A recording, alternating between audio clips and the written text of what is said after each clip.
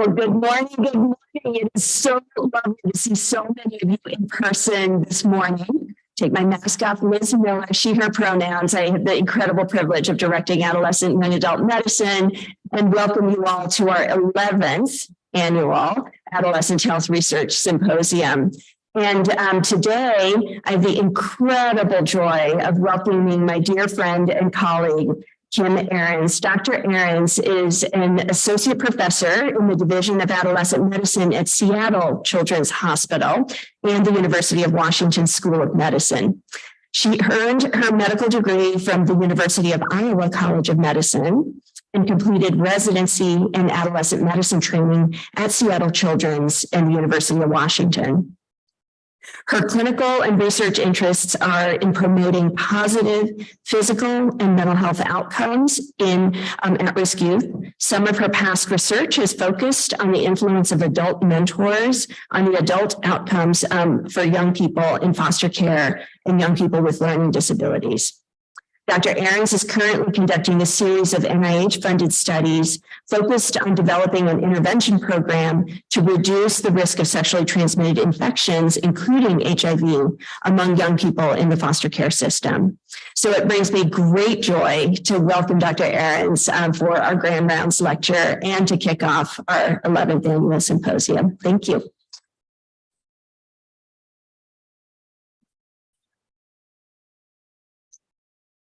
Hello, everybody. Can you hear me okay? Okay, wonderful.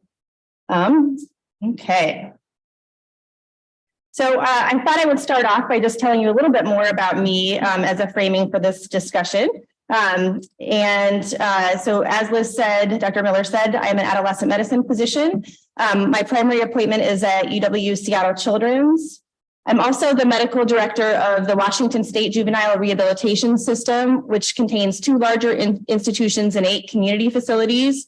And we house youth aged 12 to 25, all post-adjudication, so youth who have been to court and received charges. I'm also the former fellowship director and current associate fellowship director for the UW Seattle Children's Adolescent Medicine Fellowship. In terms of my job breakdown, I do research roughly in equal parts to my administrative roles currently, and then to a lesser extent do some clinical work, and it's all within the juvenile rehabilitation system.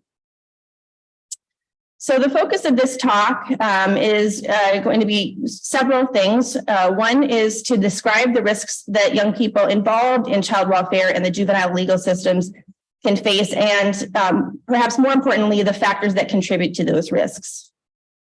I'm going to describe one research project that we have designed to disrupt the cycle of trauma, substance use, and mental health issues and systems involvement, and how we are advocating for sustained implementation within our system. And then I'm going to wrap up by providing practical suggestions for what primary care providers and allied staff, pediatricians that should say, and primary care providers as well as allied staff can do to disrupt the trauma systems involvement cycle. I'm going to start off by just describing a case, and then we'll wrap up the discussion with the case as well. So Tony is a 16-year-old who's at clinic after a 2-year gap in care, here to get a sports physical before the football season. He's here with his mom and 2 siblings. And when you ask about the gap in care, he sheepishly tells you that he was at a detention facility for the past year. He's been out for a week. Medications include Seroquel, Guanfacine, Concerta, and Zyrtec. No allergies. Past medical history includes asthma, seasonal allergies, ADHD, and sleep issues. And on HEADS exam, when you ask about substance use, he says none now. Sexual activity, he had a girlfriend before he went into detention, but doesn't right now. He was in foster care with grandma at age 2 to 3 and then placed back with mom. He feels safe at home. Mom is busy working 2 jobs and taking care of his 2 younger siblings, but he's very connected with her. Younger siblings are present in the office with everyone and clearly look up to Tony, and he appears very skilled at interacting with them. This is just keep this case in your mind as we talk through the next several slides. So a definition for those of you who aren't familiar maybe with systems involved youth, and by this term, I mean young people who have intersected with the child welfare system, young people who have intersected with the juvenile legal system, and young people who have intersected with both of these systems. Several cautions that I like to sort of start out with. One is that I believe that it's important not to view systems involving youth, or any group for that matter, as accumulations of their risk factors. Many factors that I'm going to present on today are out of youth's controls, such as early trauma and other adversities, many racial and ethnic structural biases that youth face in these systems, and other child welfare and juvenile justice system factors that play a strong role in systems involvement and health risks. It's really important to note that youth can and do have healthy outcomes in spite of involvement in these systems. I see it every day. And even though I'm here, I forgot to change it in one place. I don't use the word juvenile justice anymore. I think it's a misnomer. So I try to refer to it as the juvenile legal system. So this is sort of one representation of what I see as the adversity systems involvement cycle. Early trauma and adversity is known to contribute to risk of substance, mental health, and other health problems. Both of these factors contribute to risk of legal and foster care involvement, and racial and ethnic systemic biases do as well. And I'll present more on that later. And then legal system and foster care involvement feedback and create a higher risk of all the things above that line, as do racial and ethnic systemic biases. So just a little bit about sort of the numbers. 73 million adolescents in the United States every year. 400,000 youth are in foster care on any given day, on average. About 510,000 youth are legally involved per year. And about 36,000 of those youth are incarcerated per year. So these are not insubstantial numbers of youth.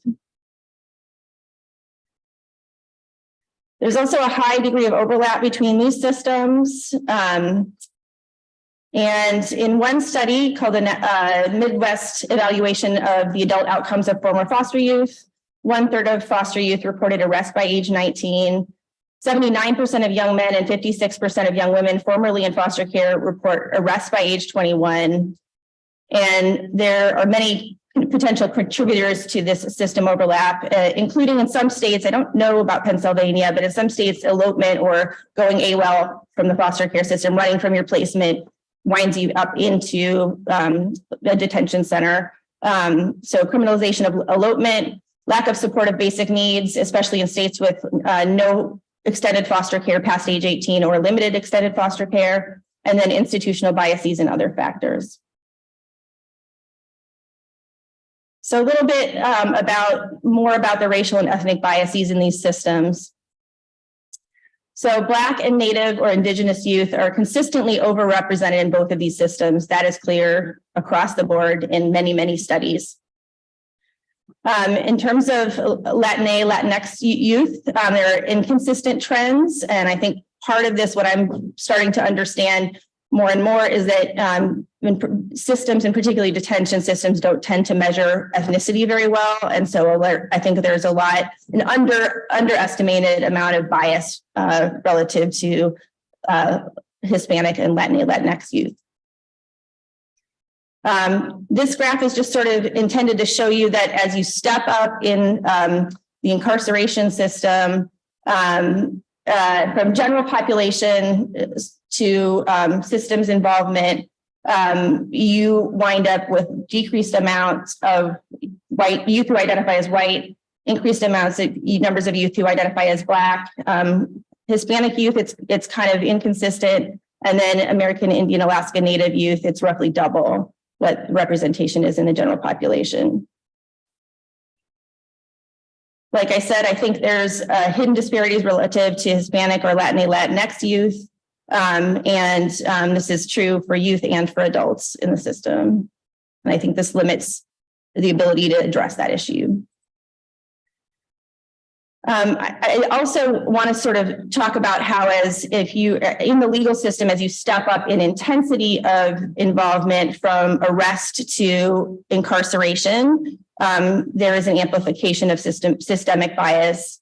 here's 3 states worth of data showing roughly the same thing. So as you step up, the proportion of white youth goes down and the proportion of Black youth and youth of color, BIPOC youth goes up. So in addition to these systemic biases, I showed you that previous slide, trauma and early adversity is something that contributes to systems involvement as well. And although most of this talk is focused on resilience and ways to promote improved outcomes, I think it's important to just understand a little bit of the background. Both youth who are involved in foster care and youth involved in the juvenile legal system have on average 4 or more ACEs. ACEs stands for adverse childhood experiences. And so it's really consistent. This is much higher than the general population. And I'll also add that in the studies that we've done, being involved in a system itself is a trauma and it represents an ACE. So just another couple of quick slides on risks or health issues that youth who are in these systems face. I'm going to put the juvenile legal system on the left and on the right, youth in foster care. And then we'll go towards sort of understanding how to promote better outcomes. So in terms of mental health, substance, and learning issues, in the juvenile legal system, about 60 to 80% on average have a mental health issue. In the system I work in, which is an incarceration setting, it is higher than this. Pretty much everyone has PTSD and struggles with depression and anxiety. Depending on the study and the setting, 68 to 95% have substance use disorders. And again, as you step up to incarceration settings, that's higher. About a third to a little less than half struggle with learning issues. And as many of you know, youth who are in the foster system often have multiple placements during their teen years, and it can be really hard to have a stable school setting, and that contributes to learning issues. Same with youth in the juvenile legal system. In the foster system, 25 to 40% report current or past mental health disorders, so lower than youth in the juvenile legal system, but still significantly higher than the general population. About 20 to 30 report substance use disorders, and 25 to 50% report learning issues. In terms of physical health, about 41% of youth in the juvenile legal system report chronic health issues, the most common ones being asthma and allergies, overweight, vision, hearing, and other disabilities, and other issues. I think when you're exposed to a lot of chronic stress, any sort of genetic susceptibility comes out. So I've seen a 16-year-old with multiple sclerosis, for example, in the setting I worked in, which is unheard of otherwise. And then orthopedic issues, also a major issue for this population. 40 to 50% of youth in foster care report a health problem, 1 or more, on entering into care. That includes the chronic health problems that they see as young adults, includes a similar list to the youth in the juvenile legal system, including asthma, overweight, hypertension, possibly diabetes, vision, hearing, and other disabilities, and others. And in terms of sexual and reproductive health, youth in the juvenile legal system tend to report having sex earlier than youth who do not intersect with this system. They tend to report more partners and having more risky partners who have a history of STI, for example.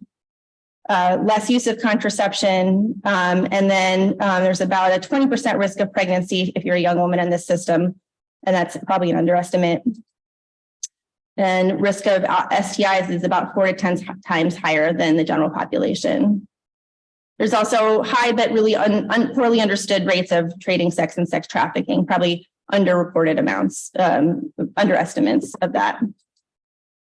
For youth in foster care, the list is similar, tend to have sex earlier, more partners and more risky partners, less contraception. Pregnancy rates are much higher. About 71% of young women report a pregnancy by age 21 and 50% of young men. And then there's about 3 to 14 times odds of STI, depending on the STI you're talking about. Similarly, 2 to 4 times higher rate of trading sex for drugs or money. So I'm going to turn next to, this is sort of the second bullet I talked about, to one study that we're doing, funded by the National Institute of Health, the National Institute on Drug Abuse, called POST.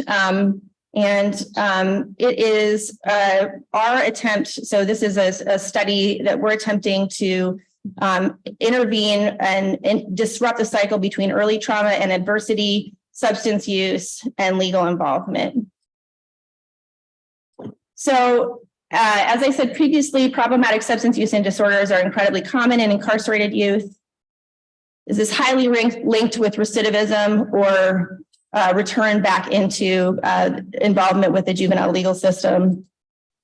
And there's also a really high risk of overdose upon release from the juvenile incarceration setting. So in one study that looked at incarcerated people in general, not just juveniles, not just young people, the risk in the first 2 weeks after release from incarceration was 50 times higher than the general population of overdose. And this is something, unfortunately, we're seeing in our system. And depending on the study, 20 to 33% struggle with opioid use disorder. And I think this is going to grow with the fentanyl epidemic, unfortunately. So the goal of this study was to conduct we did a 5-year study. We're in midway through year 4. And initially we spent 2 years planning, talking to people in the system, talking to young people, and getting feedback on our materials, and doing a pilot study to understand how to best prevent opioid use on release from incarceration.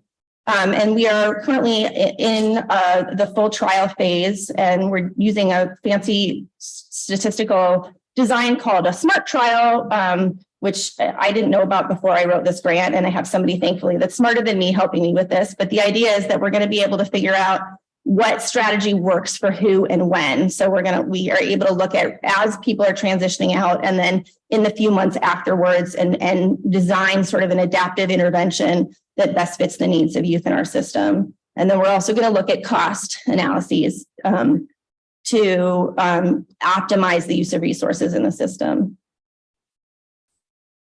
So it's a partnership between Seattle Children's Hospital, the University of Washington, and the Washington State Department of Children, Youth, and Families, which I'll abbreviate as DCYFJR from now on.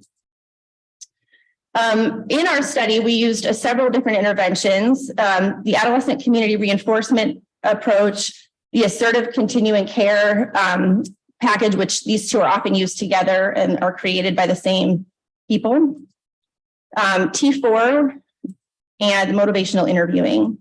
The first two are a strengths-based program that includes skill development, assertive case management. So if somebody's trying to ghost you, you don't let it go. You go to their house, that kind of assertiveness. And the goal is to help young people build their life as they're transitioning out of care to make it more rewarding than going back to using. T4 is a strengths-based skills program designed to address trauma sequela. So it is not doing a trauma narrative and addressing sort of the underlying trauma, but helping people with skills. How do they understand when they're having sort of a trauma-based reaction and move past that, and understand how to kind of calm down their bodies when they're having that reaction. And motivational interviewing, which many of you probably know about, is designed to sort of help folks work with somebody who has a goal and enhance their motivation to reach that goal. And we apply that when we're recruiting all the way through into the intervention process. So we're testing kind of 2 different intervention intensities at the 2 different points I talked about as people are transitioning out and afterwards. The first one, the high intensity, we call it enhanced ACRA, which includes goal setting, case management, the ACRA T4 skills, motivational interviewing, Caregiver involvement if the youth wants it. If they do not want it, we do not do it, that portion. In contrast, our lower intensity intervention includes the goal setting, case management, and doesn't include the skills or involvement.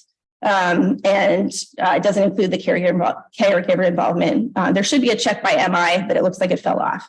We do use motivational interviewing in the lower one. There's also an intensity difference in the EACRA or enhanced ACRA. It's 8 weeks of in-person or virtual sessions prior to release and 12 weeks after.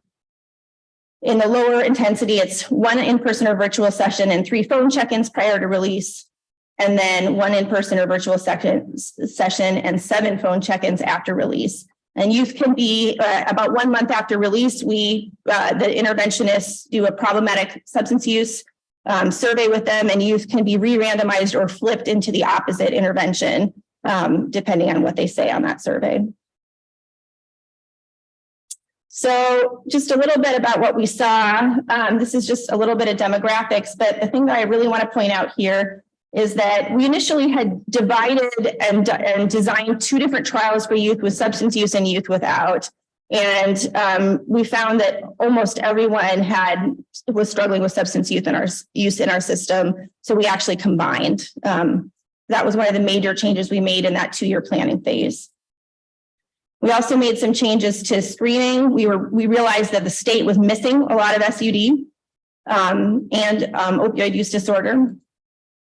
We also realized that we were treating people who were over 21 the same way as we were people under 21. And in our state, marijuana is legal over 21. And we needed to adjust our definitions of problematic substance use based on that.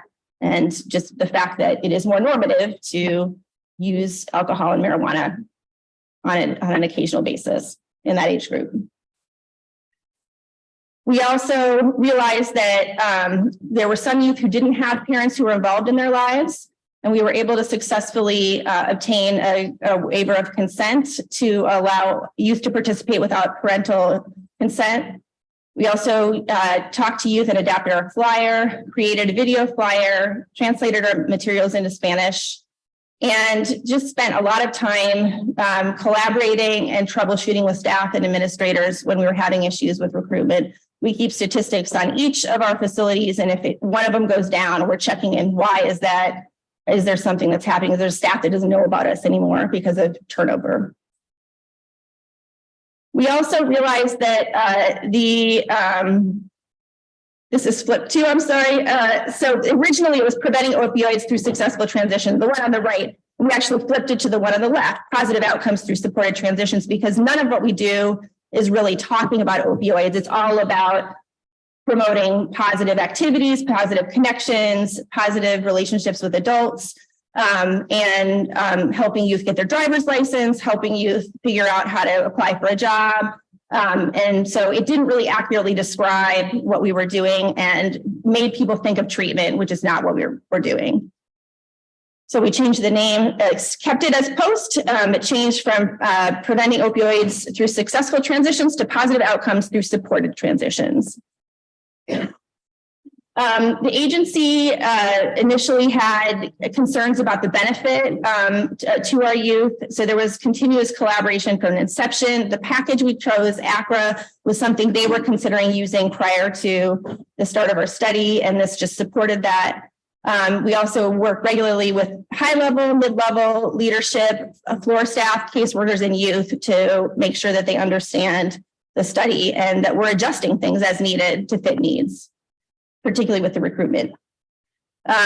We also hired personnel within the agency who understand the system, who know how to talk to youth, who know what it's like to be in that system. And many of our interventionists actually also previously worked in that system and had lived experience. In terms of the intervention, initially we had fewer in-person sessions, partly because of COVID, and we increased that. We also had to define the minimum sessions and make sure our low and high intensity interventions were distinct, even if we had somebody who partially completed the high intensity intervention. And as I said, we had 2 separate studies, one for SUD, one for non-SUD. And then because of the misclassification, we realized we needed to just combine those. So a few quotes from our pilot. I'm not going to read all of them, but I think that one on the bottom right really gets me. Had help at the lowest part of my life. I didn't ask, but y'all gave me what I needed. And Dean looked out for me. I have a lot of respect for him. And I get to sort of cheat and look at some of the feedback without knowing which intervention they're in. And I hear stuff like this a lot, and I'm very proud of my interventionists. In terms of making this sustainable, so I think one of the things that was important is that the request for proposals that we received the grant under, they emphasized sustainability from the beginning. And basically made folks build in a strategy to plan for this from the get-go. And I think that's critical and should be done more often. So the goal was to find sustainable funding prior to the grant end, which is hard to do because you don't have your results yet. So we deliberately chose an intervention that's already on the Washington State Institute for Public Policy, or WSIP, evidence-based programs menu. A lot of states rely on this as a way to look at what's evidence-based or cost-effective. And we used ACRA is evidence-based as a substance use treatment, so that the administration saw it as beneficial because of that, because it was already a package that was evidence-based for treatment, even though we were looking at it as a prevention of opioid strategy. So we were able to discuss the benefits of the program with agency leadership and the legislature ahead of the trial results. And in the next session, legislative session, we're presenting a decision package to sustainably fund the interventionists and the program, because we have about 80% of youth who are eligible choose to participate, and most of them, about 80% again, continue through the end of the intervention period. So very, very high engagement. So just a few insights from this study. First, it's feasible to develop a university hospital agency collaboration. And Dr. Miller knows this because she does it all the time. We needed 2 years of planning time to ensure success of the full study, as well as people both in and out of the system to make it work. I think there's an echo over there. So the other thing is partnerships in one aspect can lead to other collaboration. I was not the medical director of the whole system when I started this study, but I am now because I became so engaged with the administration and we developed such a good partnership. I think it's critical to include youth voice and feedback in the planning process. And ACRA, MI, and T4 are promising as a preventive intervention. And then I think sustainability has to begin at grant inception or before. How am I doing on time? I don't see the, okay. The last section is more for sort of upshots of what folks who are working in primary care, adolescent medicine can do to help disrupt the cycle, in clinical practice. The first is to be aware that systems involvement is more common than you think, and it's very biased. So just remember that. Screening, I used to have screening for ACEs on the list. It's actually controversial now because if you're screening for a history of trauma and you don't do anything about that or just sort of let that go, that actually can do more harm than good. So what I think is instead of that, make sure you're screening for the possible results of trauma. So PTSD and the other effects of trauma and stressors. I firmly believe that everybody I work with in my incarceration center, that they're, anytime there's aggression, that is likely a trauma reaction. Almost always there's a trauma component to that. So sometimes it's not PTSD in the sort of internalizing sense of it, but more complex symptoms of trauma. So be aware of that.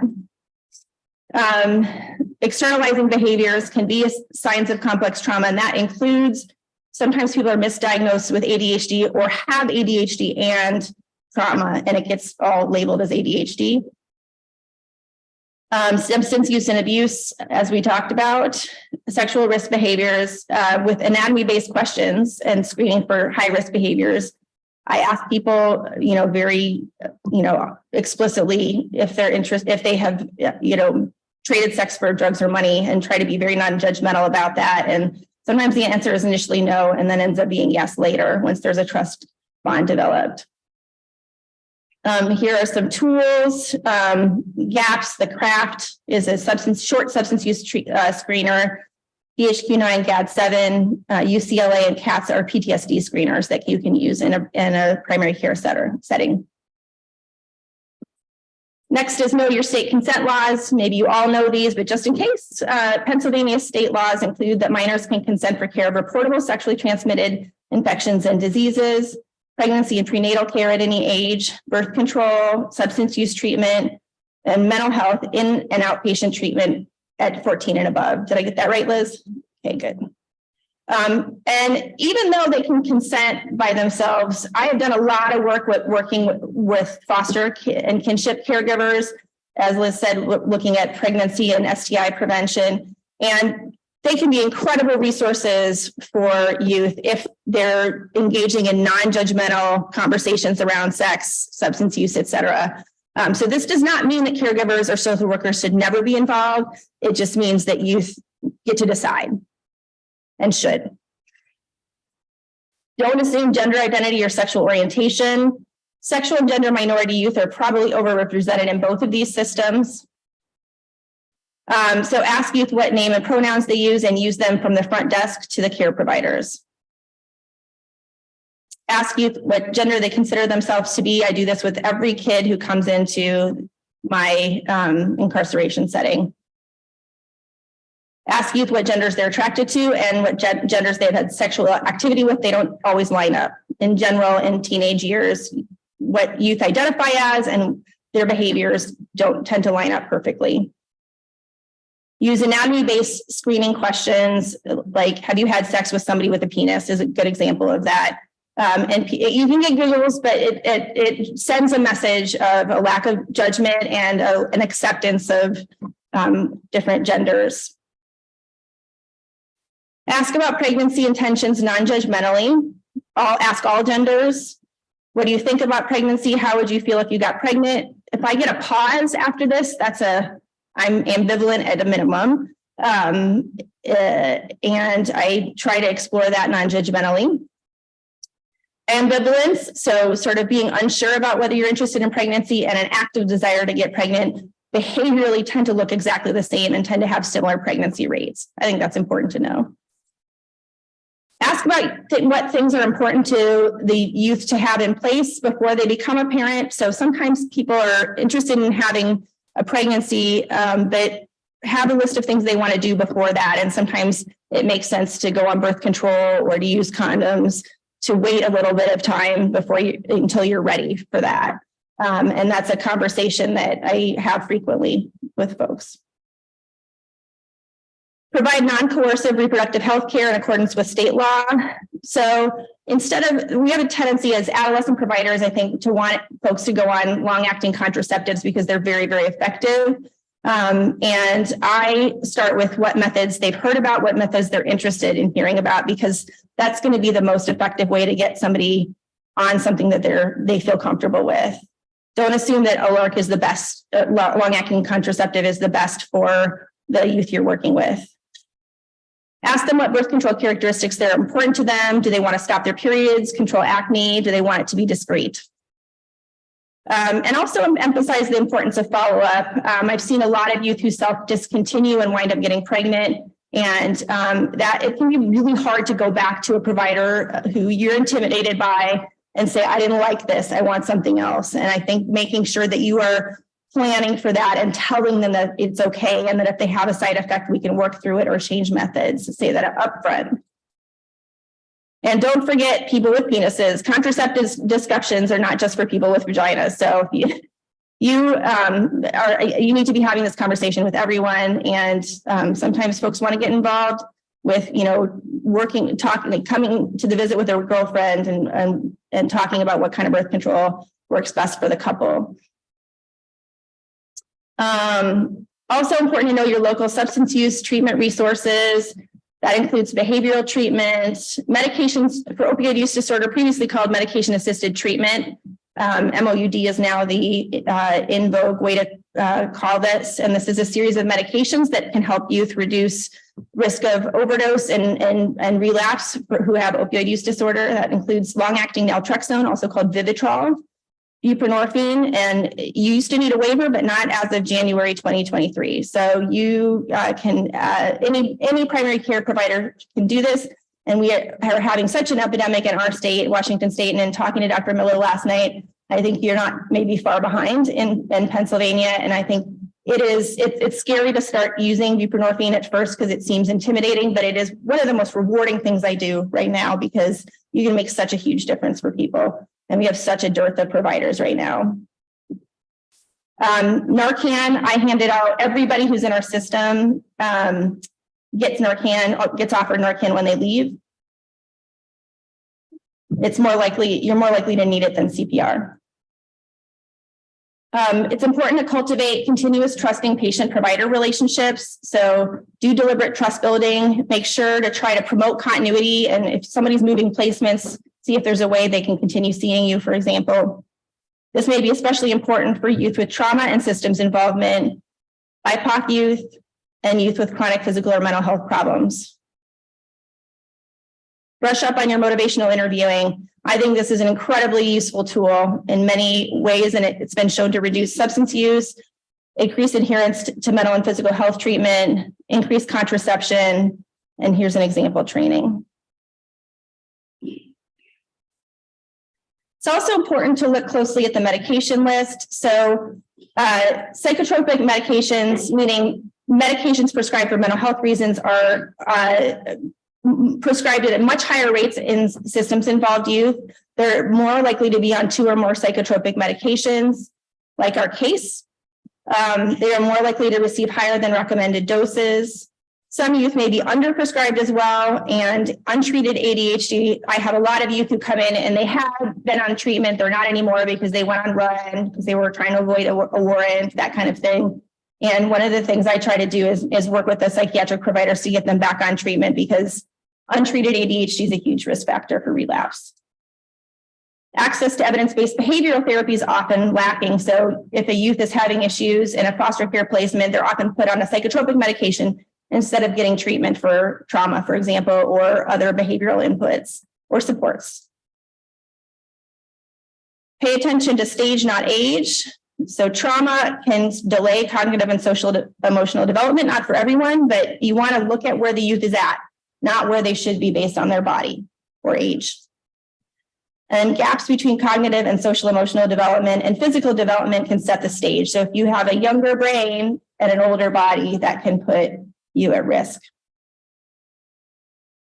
And so this is just to show that those risks can accumulate across the lifespan, and many of them are preventable if the youth receives appropriate support. It's also important to ask about school and future aspirations. Foster youth are vulnerable to multiple placement changes, and incarcerated youth often have rocky transitions when they're leaving incarceration settings. So ask about IEPs and 504s. Have they ever had one? Do they now? Did you receive more supports at your last school, or did you receive more when you were in your incarceration setting? What worked best for you, and how can I help make sure that that happens at your next school? Sometimes schools just don't want folks to come back into the system, and advocating to make sure that they can get back into school is important as well. And also ask them what they want to do with their life. It's super important, and nobody can reach a goal without having somebody help support them in those goals. And so be an ally and help them kind of think through the plan of what they can do to reach those goals. Screen for and support resilience. There's a scale called the Connor-Davidson CD risk that's also primary care friendly. I like it a lot. You can ask about, as Liz said, I've done a lot of work on mentoring relationships, particularly relationships that youth find on their own. I was a big sister, and that's part of why I got interested in that topic. But a lot of youth find folks who they connect with on their own, and it feels safer than somebody who they're told that they need to connect with. So strong parent and mentor relationships can make a big difference. You should screen for them and make sure that they're continuing to connect with that person. Sometimes if somebody has a step backwards, they're ashamed to connect with their mentor, and just sort of saying, it's okay to you're human. It's okay to make mistakes. Help support engagement in school or extracurricular activities. So our case was really connected to football and sort of helping to support that. Help support their long-term goals. And there's an intervention called the PRISM, which it's a very brief intervention that has been shown to statistically increase resilience scores.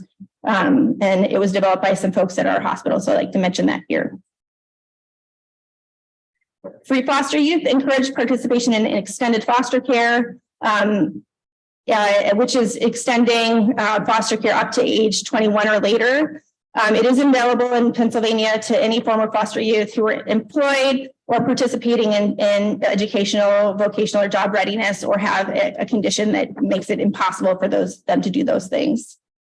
It's associated with increased social support, better education and economic outcomes, lower unintentional pregnancies, decreased juvenile criminal injustice involvement, and a variety of other things.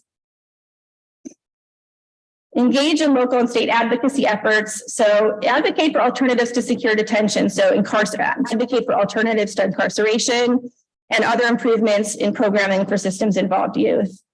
And I think in order to decrease incarceration and systems involvement, you have to advocate for upstream mental health and substance support. It is very, very hard to avoid the incarceration setting if you're struggling with both of those things. Work with local law enforcement and government to promote de-escalation strategies and policing, and also work with the school to decrease the school to prison pipeline. And one specific thing is there's a really strong association with exclusionary discipline, so getting suspended or expelled, and involvement in the incarceration system. And it's extremely racially biased when you look at it. It's not even who gets kicked out or suspended. And so look at the data. You can do a public records request for public schools, look at your data, and if it's biased, which it probably is, point that out and advocate for change. And then another thing that we've done in our system is to eliminate risk-based assessment court decision-making, which is a mouthful, but basically they try to come up with these formulas of how at risk someone is to reoffend before they even do their time. And it's totally biased. It causes people to have longer sentences who may be doing very well and really changing and being successful. And getting rid of that is super important, both in courts and in terms of once they're incarcerated, their length of stay. So back to Tony, and then we can go to questions. So I don't know if are we able to do audience participation? Okay. So just as a reminder, he's here after Gavin care. He's here to get a sports physical for football. He's here with his mom and 2 siblings. He's been in detention. There's his meds and his past medical history and head's exam. What other questions do y'all want to ask? How much time do I have left?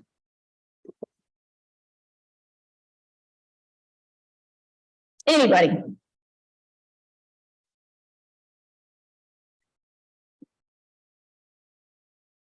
What are some of his goals for the future? Sure. What other questions? I think you can do that brings him joy or happiness. I love that question. That's great. What do you want to focus on today that helps him more? Yeah. Yeah. I think anytime you're doing a visit, if you're trying to focus on what you're interested in versus on what the person who's in front of you is interested in, you're going to lose them. What else? Yeah. Yeah. All right. How about some of them health issues here? Anything that you want to think through in terms of his medications, his past history?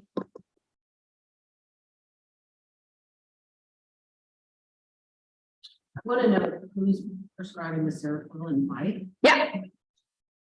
So just like I said, he's on Concerta and Seroquel, and guanfacine is a psychotropic medication too. So he's on 3 right now. Seroquel in our state, we see a lot of it as prescribed for sleep issues, and I'm not a fan. Yeah. Yeah, exactly. How about the asthma? No inhaler on the list. So another thing we want to do is to find out whether or not he's having active symptoms, because that could limit his participation in football too, right? If you're having asthma that's untreated, you're not going to be able to run as fast, you're going to get tired. So you want to screen for that as well. So my list, and y'all came up with many other things that are great for this, but I want to ask about substance too, and just making sure that you're supporting abstinence or reduced use if that's a goal. And then I start off by asking sort of whether that is a goal. Like I can't remember who it is that said it over here, but is it a goal to continue not using? For a lot of youth who are coming out of incarceration settings, it is because they're on parole and they don't want to get busted back to detention. So I think asking about what things are making it hard right now, and like someone said over here, what supports, who's there to support you, and what are the supports needed to make it easier? And this is an excellent place for motivational interviewing. Asthma symptoms and history. A little bit, if it's a topic they're interested in talking about, asking about sex and whether or not the person needs condoms, we give them out to everybody who leaves as well, who wants them, and STD and pregnancy history. Psychiatric medications we talked about, and who they were started by, and what I see in youth and foster care a lot is psychotropic number 1 was started by this provider 1, and then number 2 adds this one, and this one doesn't get discontinued. So you wind up with an additive effect as people hop from provider to provider. And then how about resilience factors and how you can support Tony and his family? We talked about some of this already, but what are other ways we can support Tony and his family? What's a resilience factor? There's at least one that I haven't heard of that I have on my list in this case. Siblings? Yeah. I don't know if this is exactly what you mean, but this complimenting mom. She's got 2 little kids. She works 2 jobs. She's there. She's a great example of hard worker and organizer, and some level she's got all this family to take care of. And I don't know if you can support in any way that. Yep. But just she's a great example of complimenting her. Yeah, she and to have been placed out of the home and for her to get her kids back, that's a huge resilience on the part of mom. And I think the siblings thing, so Tony, clearly his siblings look up to him. This part is based on an actual youth who I saw. He called at me. I was in the airport, not even in the same state. I can't remember. And he was like, "Hey, did you work at Echo?" Well, that's the place I work at. And he was caring for his siblings and was super proud of that. And that's partly what this is based on. Did you ever? Yeah, go for it. Yeah, tell me more. As in he's out of detention? Yeah. Just being out and he's not doing anything that's getting him back. Yeah. Connected to football. Yeah, basketball. Yeah, this kid's probably going to do more than one sport. You're probably right. Also, he's only been out for a week, and I've seen this kind of honeymoon phase before where mom and the family are happy to have him back. And things could maybe change after a week of that kind of wearing off and then getting back into a routine. And if he's responsible for siblings and school and football and how that schedule is going to look. Yeah, go for it. Yeah, so trying to be deliberate about who you reconnect with and who you don't reconnect with, and making it so that you're surrounding yourself with peers that are going to help you be successful. That's absolutely right. And I think you're right. And I also think that even being a week into things and having it go as well as it's going, he's back in school. He's getting a sports physical for football. It's a big deal a week after being locked up. Sometimes people aren't even back in school yet by that point. So this is a lot for this family and this kid.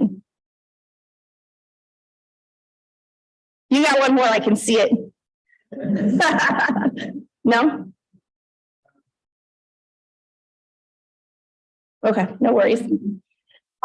So I think any other comments or thoughts about this case? wondered, if there was any need for a checkpoint security for the family, because sometimes kids go to another house because they don't have enough food, like the mom's busy and has to make sure they have enough food for them there. Yep. Maybe his substance use started, and he was trying to get some money to help his family. It's doesn't possible. Absolutely. And I think it's important to establish a relationship with the family, because that's not necessarily something with everyone that's going to come out right away. Having good social worker case management resources in your clinic can help a lot with that too. And that's part of what our interventionists do with our program is trying to understand over time the needs of the youth and the family and really support the youth's goals and really make it as youth directed as possible. Other comments? We can go to like just general questions too. Yeah. Getting the risk assessment. What's the alternative? So I think the alternative to that is to have more standardized sentencing for a given offense. And then what we did in our incarceration setting is everyone set at their minimum, and that's their release date. And if they do things while they're incarcerated to extend that, it gets extended. But everybody, like we had to actually kind of mess with our census because everybody got shifted to their minimum all at once when this change was made. And so we had this big release of folks, but it is really hard if you're somebody you're incarcerated and you're getting like prejudged and there's like no way to reduce your sentence or to keep it low. Like why would you work in that setting? Why would you try to it's very, I see some youth who are pretty fatalistic in that setting. And so setting it at the minimum. And we also give youth as early as possible an opportunity to go to one of our community facilities if that's something they're interested in, because that gives them a chance to go back and get more reintegrated into the community, get a chance to see family members more often because usually it's closer to home, that kind of thing. And outside of the like a detention setting, what I see too often just with kids in foster care is they've done their treatment, they've done what's necessary, but then they have to have a risk assessment, the court order risk assessment to see if they can be in a foster care, if they can be here or there. And so I think that is problematic. Yeah, I have a little bit of a different kind of risk assessment than this, but agreed. And it's interesting because we have a program called BRS, behavioral, I forget what it stands for, I always do, but it's basically like a category where you're supposed to be a higher need foster youth and the caregivers get paid more. But when you look at the stories of the youth who aren't there and the youth it's very random who gets put in that category. And I think sometimes it's based on these kinds of risk assessments that are very, very dependent on who's doing them, how well they gain rapport with the family, whether they're having a good or a bad day, that kind of thing. So I'm in agreement with you. Yeah. Thank you so much. This is loud. So one of the things that is just so delightful about, and I know that for the people who are online, we need to do the hard stop at 9. So let's applaud Dr. Ahrens for fabulous talk.